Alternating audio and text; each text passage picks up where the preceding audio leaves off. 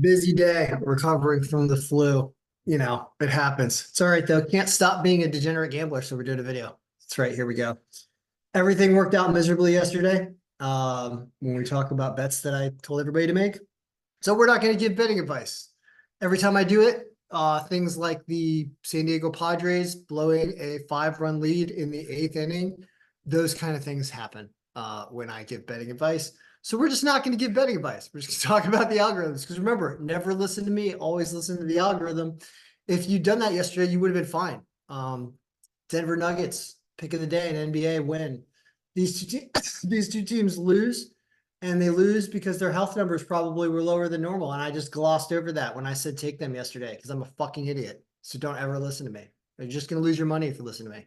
So don't ever listen to me. How about today? Algorithm says Minnesota is a good pick. 8% margin. They're healthy. They're an underdog. This game started early. I don't even know what's going on there. Clippers over the Mavericks barely, and the Mavericks are a little injured. So Timberwolves and Clippers.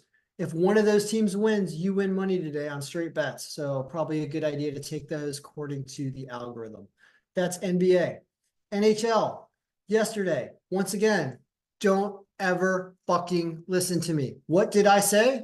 I said play the under in a game where the algorithm is predicting points that are over 6. I said take under 6. Guess what happened? They scored over 6. Did I say take Florida? The line was good. Algorithm said they were going to win. Did I say take Florida? No.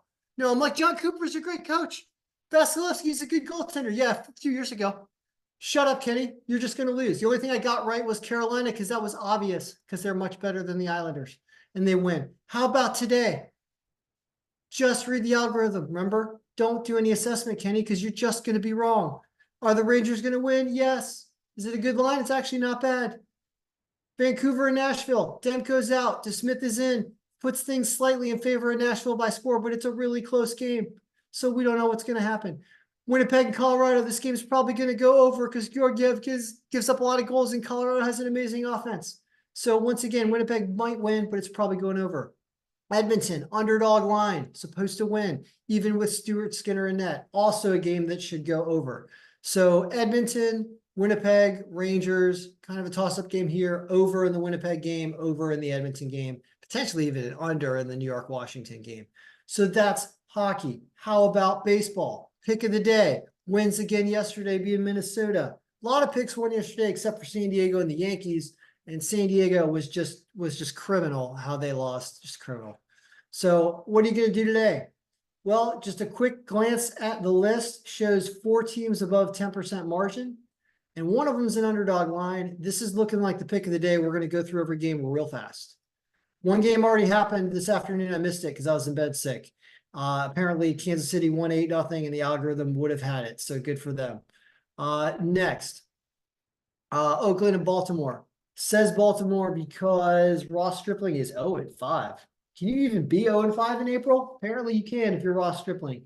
Corbin Burns a pretty good pitcher. This line is awful. Awful, awful, awful. But Baltimore probably wins. So there's that. Dodgers and Toronto. Straight up tie.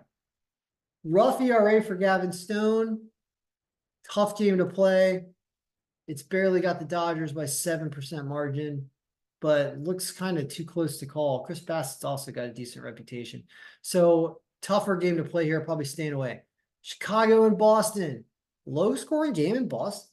Shota Manga and Cutter Crawford. 2 pitchers with excellent ERAs. Unfortunately, the over-under is set at 7.5. And it's going to be a close game. It's really too close to call. Just really too close to call. Washington and Miami. So Kyle Tyler is coming up from AAA is the situation. And he's got a brutal ERA in the 5 innings he pitched there down in AAA this year. Trevor Williams is one of the better pitchers on Washington for sure.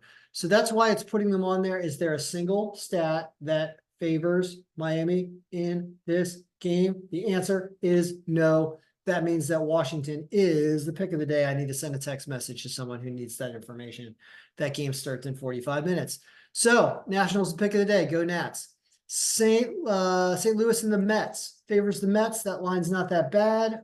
Burrow's pretty good. Mikolas has a bad ERA this year. Mets are the 4 pick of the day. The Mets are on there. Cleveland, Atlanta, terrible line for Atlanta. Chris Sale is going against Logan Allen. Logan Allen's 3-0, by the way, for Cleveland. His ERA is a little high, but not, I mean, Chris Sale's ERA is not that much lower. I would say, never listen to me, I always listen to the algorithm, but I would say at only a 10% margin and a minus 245 line, I don't think that's good enough to take that line with Atlanta. So I'm staying away from that game, which means they obviously win. Tampa Bay over the White Sox would be the #1 pick of the day if they weren't minus 230. Says they win 6-3. Everybody the White Sox plays probably wins. You win 90% of your games when you bet against the White Sox. So you take Tampa Bay at a minus 230 line because that's what you're supposed to do. Cincinnati and Texas. Texas barely. Line's not great. Margin's 3%. Too close to call already. Not taking it. Yankees, Milwaukee. Pretty darn close. At least we're favoring Milwaukee with Colin Ray. This is a reasonable line for a straight bet on Milwaukee. It is a 7% margin and a 10th pick, but it does say they win by more than a run and you get an underdog line. So that's a possible straight bet there. Minnesota and the Angels. Bailey Obergones, Patrick Sandoval has got a rough ERA this year, but Minnesota's hitting's pretty rough as well. Somehow thinks there's going to be runs in this game, way over the 8. But I don't think the lineup factors agree with that. It's just the terrible ERAs. So I don't know. Don't ever listen to me. I'm not even going to give an opinion on that. Arizona over Seattle. Arizona, 9th pick, 7% margin. Line's kind of agreeing with it. I don't know. Philadelphia, San Diego. Philly. San Diego wants to lose after what they did to us yesterday. 8% margin for Philly. They're only minus 110. It's not that bad. Aaron Nola looks to be a better pitcher than Musgrove this year, at least when it comes to ERA and WHIP, although both of them have some wins. So probably a close game, but Philly can win that. And then Pittsburgh, San Francisco, favoring San Francisco with this monster. Is Quinn Priester actually pitching today? They pulled him yesterday when they were going to start him. They might be starting him today. San Francisco probably beats them if it's Priester that goes for them. So that is the update. Good luck, everyone. May all your picks be winning, and go Nationals.